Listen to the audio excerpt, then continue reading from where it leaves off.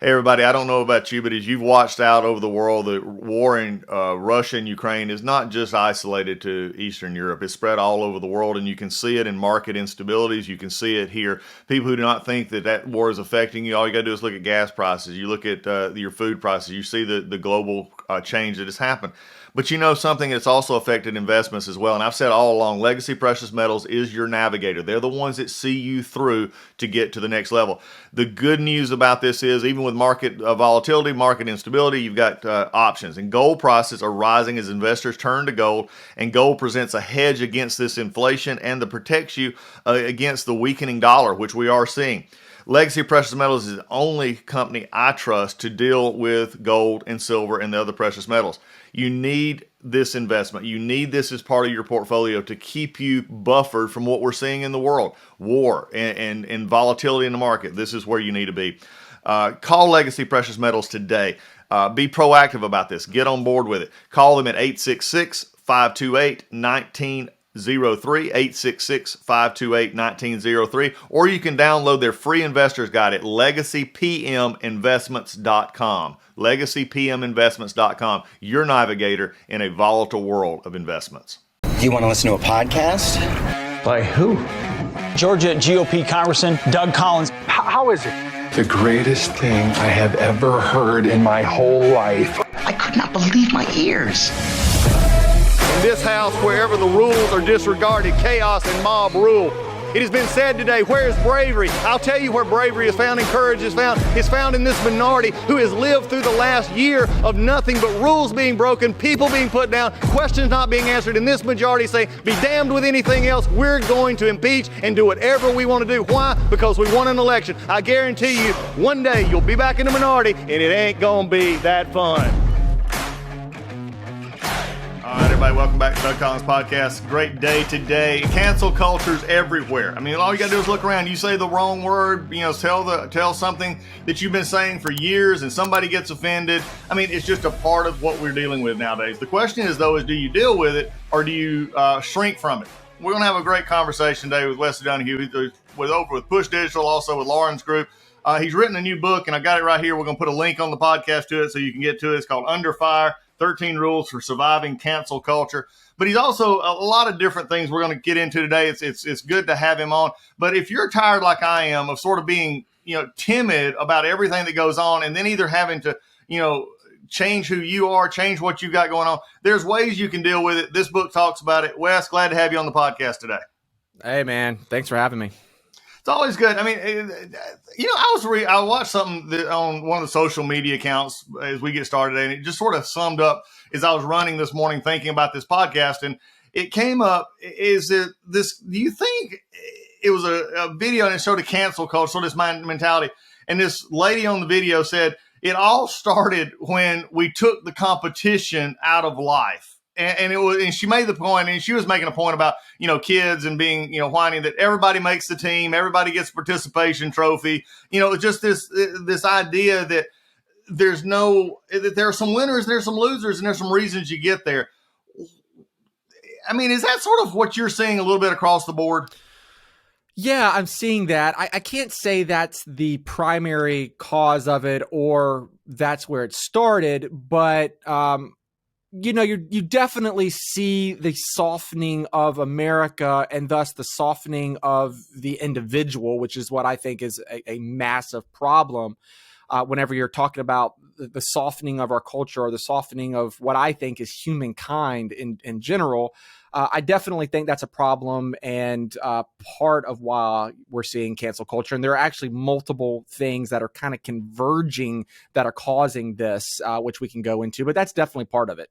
Well, I think it is, and it's not, look, I'm not one of those that blames, everything on one event, but I think what you're seeing and what you talked about is sort of that differing in cycles. And there's a lot of, interesting things that comes from, the time, my generation came up, late 60s, you're just a little younger than me. We had a different life culture that came up, for those of us born, 40, 50, 45, 55 years ago. And it's changing as we go. But one of the things interesting, and I noticed your shirt this morning for everybody who checks out our Rumble channel, our YouTube page, we've been getting a lot of comments off our videos from this, but he's got a shirt on that caught my attention. Is Nobody Cares, Work Harder. Cam Haynes a friend of mine and one that, we've talked about before here on the podcast is where that shortest shirt came from, made popular. And it's about overcoming. It's just getting back to work. But if you read, and Cam has a new book as well, Wes, but he comes from a background it was sort of a struggle. Straight out of the book, what caught me about your book, and I've read a lot of books on PR, a lot of books on how to overcome stuff. What caught me about yours was your introduction, and you spoke honestly and frankly about for lack of a better term, the crisis of which you grew up in. And I think that sets the stage for the other parts that I've read. What caused you to put that kind of a personal information and really to make it about where we're at today? Yeah. So my shirt says "Nobody cares, work harder." And first off, I apologize for my appearance. I didn't realize it was going to be video, but I just got out of the gym and I'm heading to Krav Maga martial arts as soon as we leave this. And that's partly because I am constantly trying to figure out ways to toughen my own body, but in toughening my body, trying to toughen my mind. And chapter 1 of the book, we talk about mental preparation. And I want to talk about that here more after we talk about background. But why I think I'm good at crisis is because, as David Goggins says, people need to callous the brain, just like they need to callous their hands. And going through tough situations helps people callous the brain and they're able to withstand crises in their life. I am... if people see me today as a successful entrepreneur and doing the things I do, they wouldn't realize that I basically come from what I only know to call white trash. And I might offend some people, but I'm talking about myself here. So I don't mind calling myself that. I was brought home from the hospital in a single wide trailer with holes in the floor.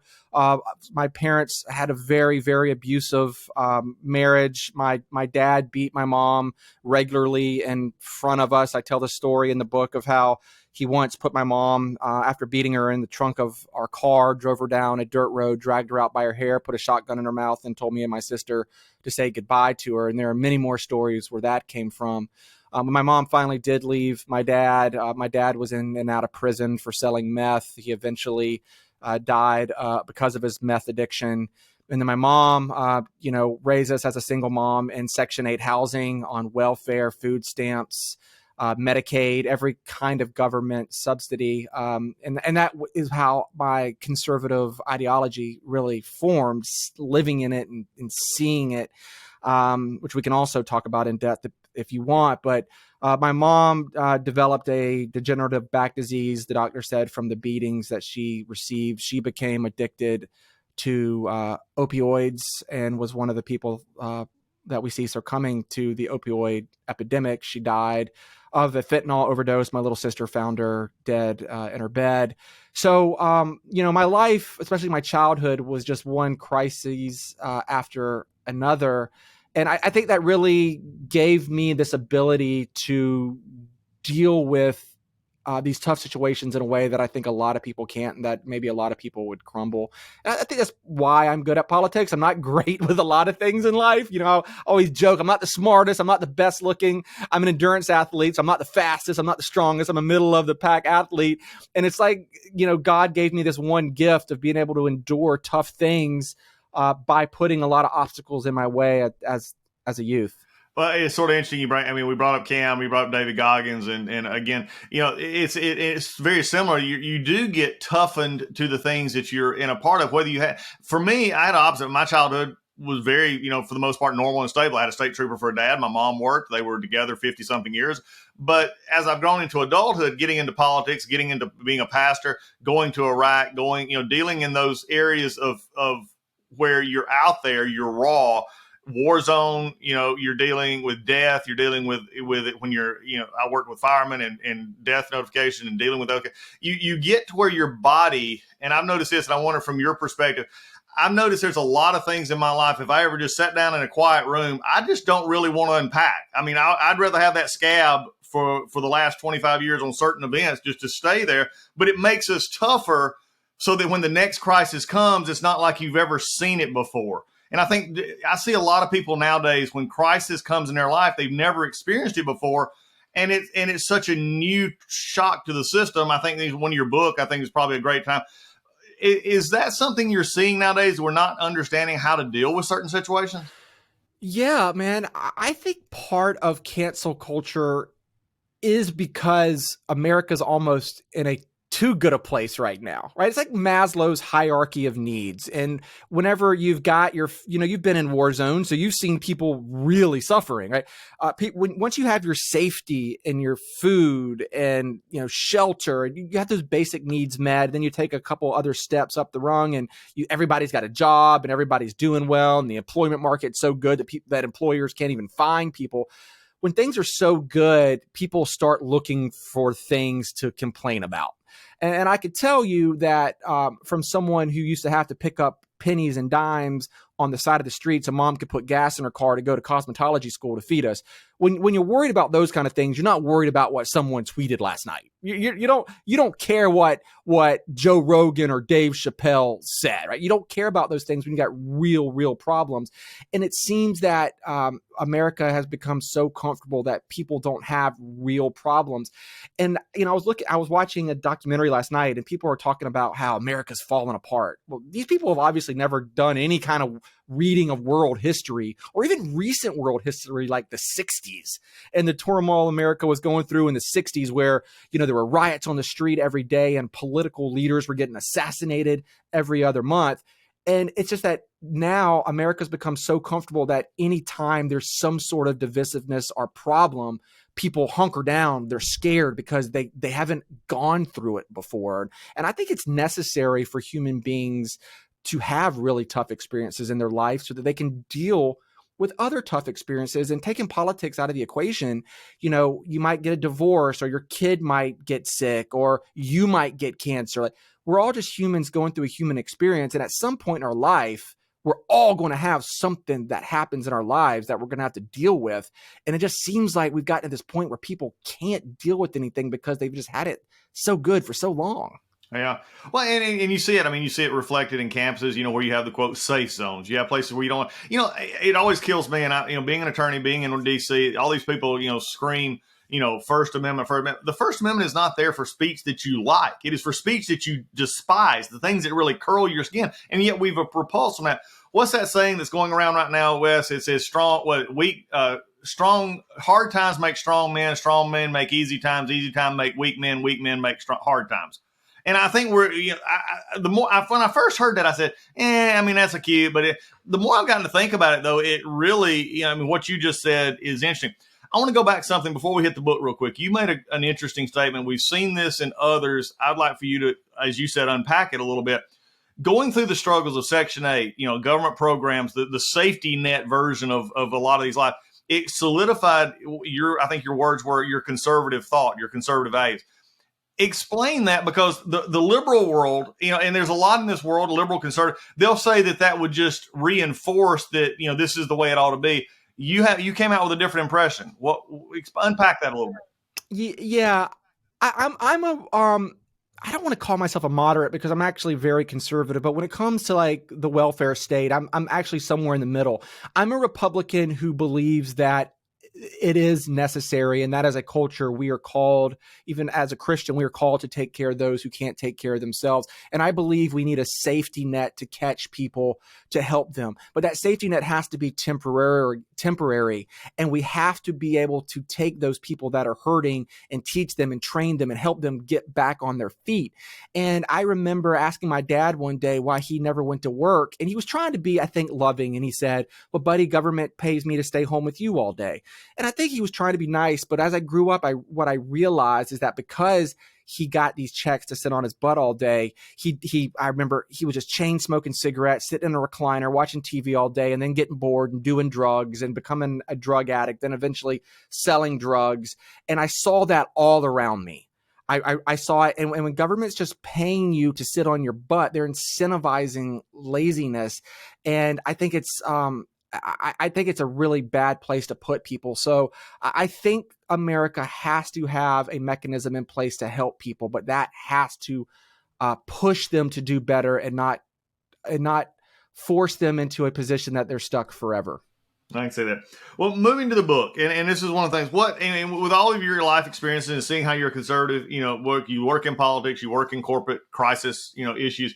Why the book? What prompted you to put down these that write this into your book?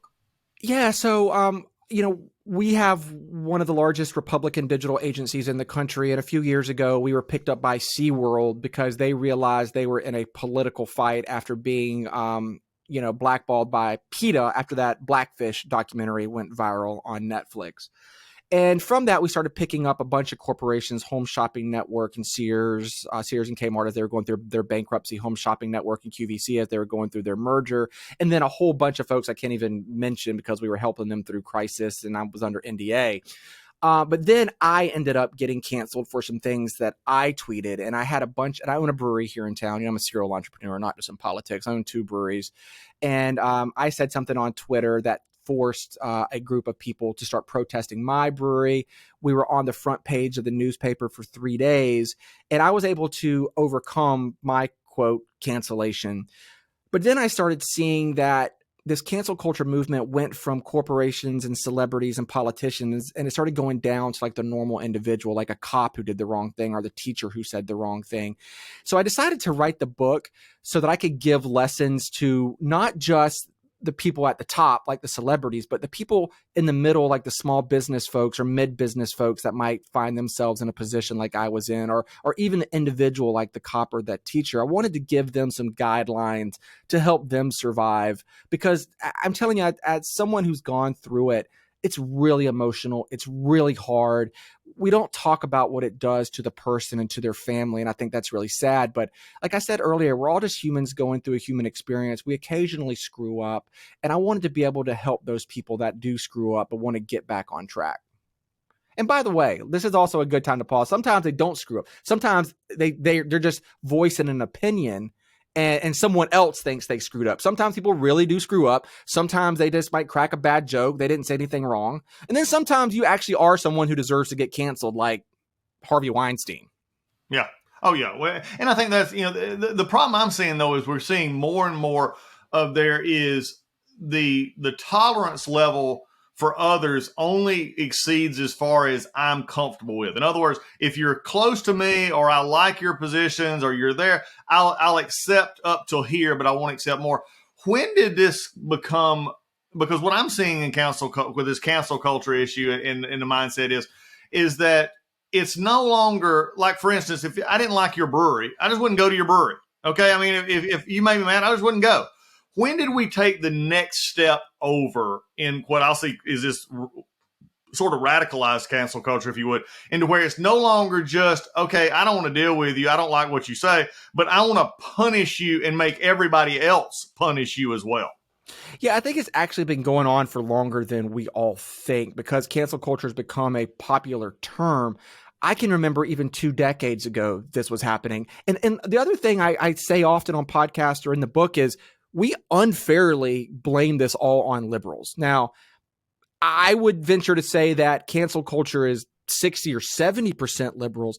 But I can remember even 20 years ago going to church and people that I was in church with saying, all right, well, we need to boycott this business because they're saying something we don't agree with. In fact, I could make a really good argument that this actually started with us Christians and started in the church. And then what happened is then the liberals kind of took it from there and went crazy with it. And it's gone from like, hey, we don't like what these folks said, they're immoral, to now it's like, I disagree with this guy's political stance, so I'm going to boycott everything he's done. I think the problem with cancel culture isn't, I think the problem is it's gone from boycotting to wanting to actually ruin that person. And that's the ultimate problem, because it's gone from like, let's boycott Target for their stance on transgender bathrooms to, we want to make sure this individual who said this wrong thing never gets a job again and can never provide for his family again. And we want to cancel him from existence. And I think boycotts are okay. I think trying to ruin people is immoral. And I keep saying I'm a Christian, but the basis of my religion is grace and forgiveness. And I think the problem with cancel culture is that we have gotten away from that on both sides. And I think people should be forgiven. And I think we should allow grace, because humans screw up. We're not robots. We're not programmed to just say the right thing all the time. Well, I mean, from a faith perspective, as a pastor, as a chaplain for 20 years in the military, I mean, it's something that it's fundamental to the Christian faith. I mean, it's how we get, it's how you, it's sort of funny. I hear all these, I'm a Christian. Why are you a Christian? Well, they may give every idea. The whole idea of Christianity is that Christ died for your sins. You seek forgiveness for what you've done. It's the whole basis of who we are as believers. What is interesting in what you just said, though, and I was thinking about it as you were answering that question, going back, it is interesting from the right and the left, is it no longer do we want to, from a Christian perspective, from a faith perspective, I understand you drawing the line. We don't agree with you. We don't agree with that. But pulling away, and I see this now not only on the right, but the left, it's not only we just want to pull away. We don't want to engage. We don't want to have an idea issue. We'll just pull away. You go do your thing. We're going to, cancel you. We want you out of our business. But have we lost the art of persuasion? Have we lost the art of saying, hey, I disagree, you disagree. Is there anything we agree upon? Or is this just simply, we're just segmenting our society today? I mean, I think we lost the ability for persuasion. I think it's even more basic than that. I think we've lost the ability to talk in general, to have any conversation. And it's like, I watch these, you were in Congress, I watch congressional debate and Senate debate. And sometimes I wonder why even debate. Like, nobody is trying to convince each other or anything. What's the point of even making these arguments? Everybody's just trying to, grandstand for the cameras these days. Like, conversation, like the idea of open-mindedness and the ability to change your mind. If you change your mind now, you're a flip-flopper. Yep. Oh yeah. Which is crazy to me. Like, you can be I see it all the time where, us conservatives will try to convince a liberal of something. We'll convince that liberal on our side, and then we'll eventually attack them and be like, well, why weren't you there the entire time? Oh, you flip flopper. Yeah. It's quite crazy. But, I think, we've also, I think everybody's scared. And I do blame this a lot on the liberals because of wokeness. If you say the wrong thing, you get labeled as not just wrong intellectually, you are a bad human being. And that's what is scary to me. I'm okay being wrong on an issue. Like, I read 100 books a year so that I can become smarter. Like, my goal in life is to become smarter. Like, I don't want to be as stupid as I was just last week. I want to learn. I want to be convinced that I'm wrong sometime, but I don't want to be convinced that I'm a bad human being. And I think that's what's happened with debate. We're not trying to convince anybody to come to our side anymore. We're trying to define them as just bad humans.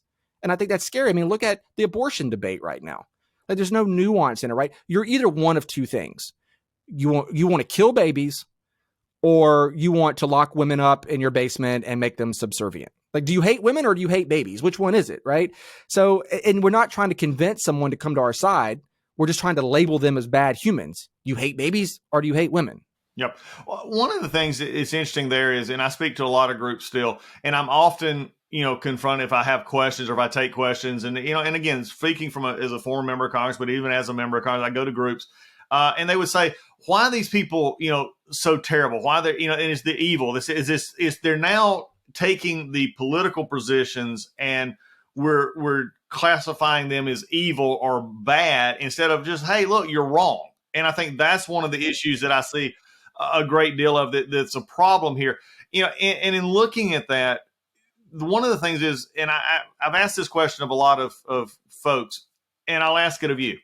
When did we divorce politics? And I'm going to take politics for just a minute, and we'll get back into the business side of it as well. But politics, when did we divorce politics from real world? Because in real world business, every day I see businessmen who go to work every day in sales and other things, and they negotiate. They don't always get what they want. They make their business succeed because they understand how to do business, compromise, all those things. But yet they'll come to a political meeting or start discussing politics, and it's, you got to do it this way, any less is, as you said, flip-flopping or squishy or anything else. When did that, and I've seen it change a lot over the last, 10 to 15 years, 20 years I've been in politics, but it seems to be even more prevalent now that there's just a complete divorcing of reality from politics to what they do every day in the world. Yeah, I don't know about culture in general. I can only tell you about me, and that is, it's easy to stand firm on your philosophy until you have to live in the real life and you have to employ people and you have and you have to raise a family and you have kids. Like, living in the real world is not the same thing. The world isn't black or white. There's a lot of gray. You've raised kids, it's not black and white. You've hired people before. And when you're dealing with real human beings, you don't have the luxury of just being that partisan all the time in real life. And, going back to the earlier comment, it's like, I always say this about Barack Obama. I rarely agreed with anything the Obamas did. The one thing I did like the Obamas did is Michelle Obama's emphasis on fitness. I really appreciated that. That was the one thing I always praised them on. I disagreed with them on about 99.8% of other things, but I never thought they were bad people.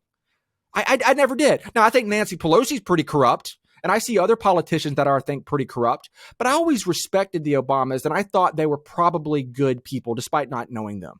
And running the Senate Republican caucus here in South Carolina, I could tell you got some very, very close Democratic friends. Like Bakari Sellers, who has a very successful podcast, African-American Democrat. I don't agree with him on anything, but I think he's a good human being. Vice versa, I have a lot of Republican friends, or I shouldn't say they're friends. I know a lot of Republicans that I agree with almost 100% of the time that I think are really, really bad human beings. That they're immoral and they're corrupt, but they're right on all the issues. So I think that's the problem that we've gotten to with cancel culture, is that we can't just disagree ideologically. We have to define anybody who disagrees with us as bad people, and we lack empathy. And I think that's the biggest problem with cancel culture on both sides, is our inability to put ourselves in another person's shoes and say, well, if I grew up that way, I might agree. Like, if I grew up African-American who, grew up in the slums, who've seen the worst of the worst, I might actually agree with some of the stuff that the Black Lives Matter movement says. Or I might actually see why AOC says the things she says. I don't like any of it. I don't agree with it. But if I grew up like her, I might be a socialist too. And I'd like to think I would never be socialist. But you see my point? I think we've divorced morality and partisanship. And I think that's a problem. Like, just because you disagree with me doesn't mean you are an evil human being. Nancy Pelosi's probably evil, but well, she's getting ready to go, ambassadorship to Italy. If you read the headline, so it'll be interesting to see there. Okay, I'm going to show my age here a little bit, but it leads to something that is I think is relevant here. I remember again, and there's a sort of a question here: is what is a culture? What is cancel culture, a crisis, and what is just a traditional business or a crisis? I think there's an interesting juxtaposition here. Yeah. Remember back for me, I was very real. Tylenol back in the 80s. Somebody had laced Tylenol. It became a national thing. They pulled all the Tylenol off the shelf. The way Johnson handled that became the gold standard. I mean, they did everything. They were open. They took everything off the shelf. They explained it all. They changed their packaging, everything. And that was what I'll call a traditional crisis, a crisis in which it was unplanned, unseen, undone, not even a mistake. It was somebody maliciously doing it. Describe that now in the difference in what we're seeing in, as you made this statement earlier, it's an opinion. It's not a mistake. It was just, this is the way I felt. What's the difference and what's the danger of trying to attack a cancel culture crisis as you would a traditional crisis? Yeah, I think the difference is that unlike a traditional PR crisis, like the Tylenol issue, or like I was talking just last night, my wife asked me if I was alive and remembered the Challenger explosion. And I was like, yeah, I was literally sitting in class in like the first grade watching it. That's a traditional just crisis, right? But a cancel culture crisis more has a political tinge to it, and it's a crisis because of the politics. One of the earlier ones might have been like the Exxon Valdez, right? Because you had the environmentalist political side to it. So you had the environmentalists coming out and protesting them, right? That's the difference. That's probably one of the earlier ones, or the SeaWorld issue where PETA was coming in on an animal rights issue. or today, Joe Rogan or Dave Chappelle getting in trouble for their political views. So it's basically when someone's trying to, the crisis has been created and someone's trying to ruin you because of a political stance. And that's different than just a traditional business screw up. Like recently little kids getting hurt or even killed on the Peloton machine, right? There's no real political tinge to that. It's just a crisis because kids are getting hurt. Do you think, Wes, that, and I'm not trying to I'm not trying to sum this up, but it is becoming more and more concerning as we go through this, that we're no longer, and this goes back to something we said just a little bit earlier, we no longer engage those we disagree with. We have either labeled them as people that, they're that's that side, they're wearing that jersey, I'm wearing this jersey. We don't engage them anymore. And to the sense of, or is it now that we're so isolated that we don't even want to hear dissent? And if that be true, go back to Joe Biden's speech a little over a week ago, in which he just basically labels, a whole group of people as being, dissenters. And I mean, this is concerning to me. As someone who's been in politics, been in the belly of the beast, dissension is, Harry Truman spoke about this. He said, once you go down this path, I put social media about this last week. His quote is simply that once you go down this path, the only way to continue it is more suppression and more oppression from the government. That's right. That's concerning to me. Me too. I thought that speech last night was one of the worst examples of leadership I've ever seen. And I'm a student of, I went to grad school in political communications. I've studied presidential speeches for 20 something years now. And I can tell you that's one of the worst examples of leadership I have ever seen. I think we run into a problem when we just said this. I approach everything with the thought that I'm not going to assume anything about that person. That I don't assume anything.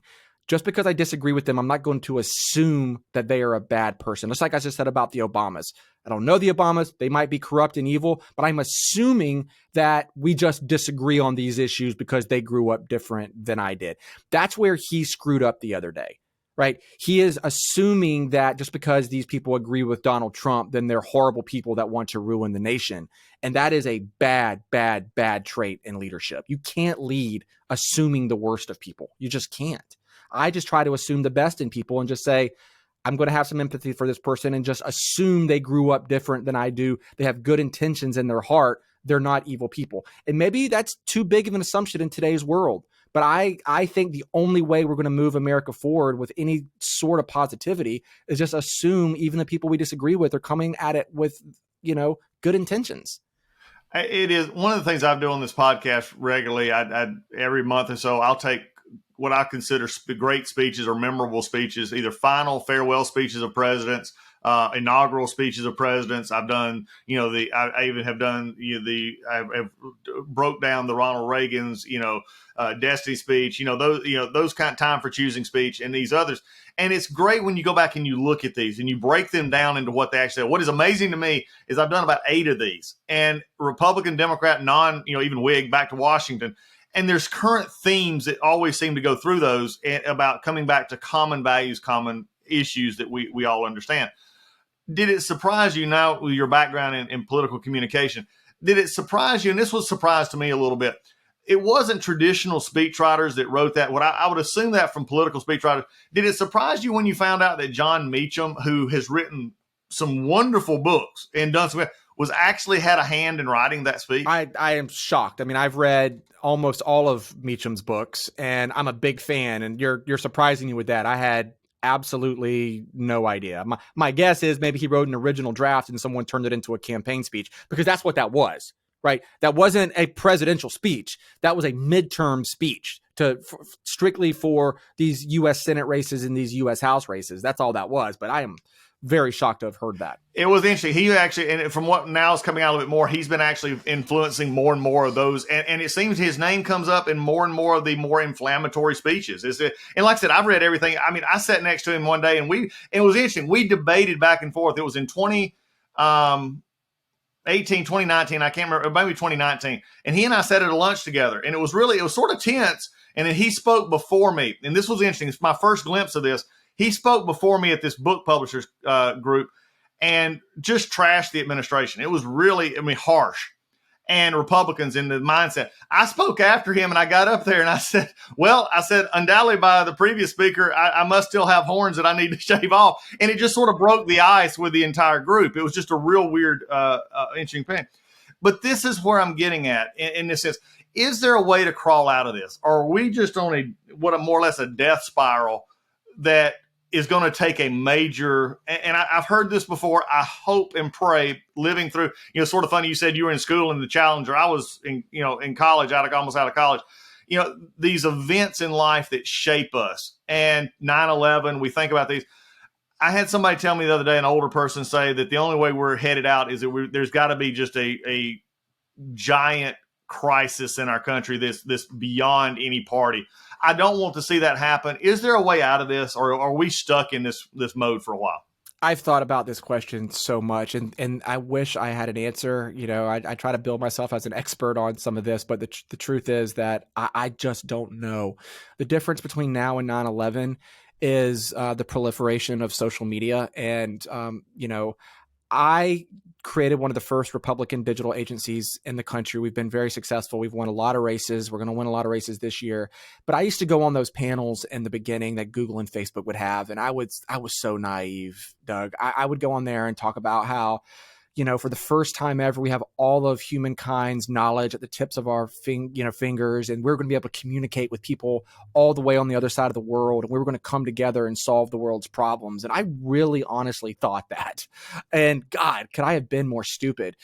Just the opposites happened, where we've basically used this tool to divide ourselves into these clans. And I don't know what's going to make it better, because I think that if another 9/11 would happen today, the internet would probably divide us even more. And you'd have a bunch of conspiracy theorists saying this is what's happening, and Republicans would be blaming Democrats, and Facebook would go crazy within 45 minutes. And I just remember going to a University of South Carolina Gamecocks game right after 9/11, and just the flags everywhere, and 85,000 people all together, Democrats, Republicans, white people, black people, young and old, and everybody. I've never felt that before, being surrounded by 85,000 people all, singing the national anthem together in such national pride. And God, I really wish I could feel that feeling again, because it was so amazing. And I don't think we'll ever, I hate to say never, but I just don't see how we get back there, man. I really don't. It's tough. It's tough. One last thing that I want to sort of sum up in taking this to close us out here, but it's something that bothers me, and it's something that I've had to live with, and I've done it sort of both ways. But I think it's sort of, to me, it's one of the chapters in your book, and everybody go buy this book. That's why I'm not going in depth with this book. Go buy the book. Read the book. You want the podcast free. This is go buy the book. Okay. Thank you. The issue here is, though, is one of the chapters is own it and apologize, or double down. Yeah. I'm going to give you a take on this. Okay. I grew up, and especially pastoring, and I used to say this all the time. When I was pastoring a small church, we grew, and it became known when somebody says, "Preacher, I need to talk to you. Pastor Doug, can I speak to you?" I would just say, "I'm sorry." And they would say, "Well, what do you mean?" I said, "Well, sure, I must have offended, something. I must have done something wrong. So let me just get it out of the way now, because I'm sorry. I don't, I want to have a good relationship." And that may not mean I agree with you, but let's have a relationship. In politics, I've had a couple of experiences in which I have said stuff that, frankly, because of the moment, the time, and who picks it up on Twitter, everybody gets offended. And, and if you apologize, there's now this thought that say, okay, yeah, I may have offended folks. Okay, I didn't, I'm not wanting to offend people. I'm sorry. Let's move on. And then you have the double down. I'm beginning to really question this. And I don't want to give anything away from the book. I want you to just mention this for a second. I believe that is the disconnect of cancel culture. I believe that there's no longer a period, whether it's you at your brewery or your tweet or anything else. You may have agreed with what you said, but you say, look, as you said before, I learned. Okay, maybe that was not the best way to say it. Look, let's move on. But now it's become more, both on the right and the left, politically, it's just double down and pretend it never happened. In other words, just sort of entrenching a little bit more. Is that, to me, sums up cancel culture? Agree or disagree? I mostly agree or partially agree. So Donald Trump changed the game for politics, and I supported Donald Trump on most everything. But I do think one problem is that he made apologizing almost faux pas, especially in the political sphere. And I think it's okay for Donald Trump to do that. And I talk about it a lot in this book. The apology should be about authenticity. First off, I don't think you should be apologizing just because you're offending people, because that's on them. That's not on you. But, Joe Rogan apologized for dropping the N-word because it's authentic to Joe Rogan, because he truly was sorry. And that's the ultimate question. Are you truly sorry? And if you are, then you should apologize for you, not for offending them. Donald Trump doesn't apologize because, let's be real, Donald Trump isn't sorry. Like, Donald Trump doesn't think he's wrong. And that's why he doesn't apologize. That's why it's authentic to him. For me, when I got canceled, I never made a public apology. I made some comments that offended some of my homosexual staff, and I own a brewery, and I have some gay staff on the brewery, and I went and talked to them individually about it. I didn't think I owed the public an apology. Who I owed an apology to were the people that were under, quote, my care. I don't know what the word, but I'm their leader. I'm their boss. They're under my care. So I went and talked to them as a leader, but I never apologized publicly. So I talk a lot about that in the book on, your apology needs to be authentic to you. And if you are truly sorry, then apologize and be a man about it. But if you're upset because you offended some people, then that's on them, Doug. That's not on you, because people have just become soft and they're too offended by everything. And we can't be responsible because people's emotions are razor thin now, and or you'd be apologizing all day. I agree. Great. And I think that's the way you look at it right there. And I think that's become the biting part. Folks, if you're out there listening to the podcast, if you're in a political campaign, you need, look, I know there's some old consultants out there. I know some other folks who don't understand digital. All you understand is putting a yard sign in the front yard and putting up radio ads and TV ads. That's all you know. If you're not in digital, you need to be. Push Digital, one of the leading firms out there. Wes heads that up along with Phil. Phil's been on the podcast before. Go see Push Digital if you're planning in the next cycle, or if you just need some help this time, go to see Push Digital. And if you're a company out there, Lauren's Group, Wes talked about that, SeaWorld, some other clients, get this book, look at it, find ways that you can have it. I've worked with this company before. They're great folks. Love to have them on the podcast. And Wes, it's great to talk about your book. Where can people get the book, Wes? Yeah, just go to Amazon. Isn't that where you buy everything these days? Just go to Amazon, look up Under Fire, Wesley Donahue. It'll pop right up. It's got 5 stars. It was the top book in the public relations category. So we're really excited about it. So please go buy it and let me know what you think. We'll do it. We'll put a link on the trailer here for the show notes for this on the podcast. Wes, thanks a bunch. We'll have you back on. What I'd love to do is get you and Phil and everybody probably after this election. Let's do a big breakdown and just talk about where we're at. Oh, man. Anytime you get Phil on, it's a big party. So let's do it. All right. Everybody, it's Doug Collins Show. Glad to have you along with us. We'll see you again next time. Hey, everybody. MyPillow, I just wanted to let you know, MyPillow is having the biggest sheet sale of the year. You'll have to help. You have all helped build MyPillow into an amazing company that it is today. And now Mike Lindell, the inventor and CEO, wants to give back exclusively to his listeners. The Percale bed sheet set is available in a variety of colors and sizes, and they're all on sale. For example, the queen size is regularly priced at $89.98, but it is now only $39.98 with our listener promo code.